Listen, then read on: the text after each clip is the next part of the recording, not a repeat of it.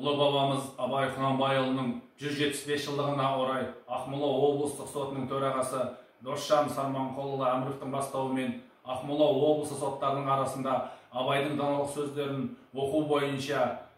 ұлы әр сөзінен ұғындырған ұлылық атты тақырыбымен басталған эстафета челленджісін мен Ерейментау аудандық сотының төрағасы Мақсат Амангелдіұлы Ақышев жалғастыра келе, Абай бабамыздың көз атты өлеңін ұсынамын. Сұр бұлт түссе суық қаптайды аспан, күз болып дымқыл тұман жерді басқан, білмеймін тойғаныма, тоңғаныма, жыл қойнап бие қашқан, тай жарысқан, жасыл шөп, бәйшешек жоқ бұрынғыдай, жастар күлмес, жүгірмес, бала шулай, қайыршы шал кемпірдей түсі кетіп, жапырағынан айырылған ағаш қурай, біреу малға сапсиды, салы биен, салбыраңқы тартыпты жыртық киім, енесіне ертіп шуда жібін, жас қатындар жартылған жамай дүйін, қаздырна қатарланып қайтса бермен,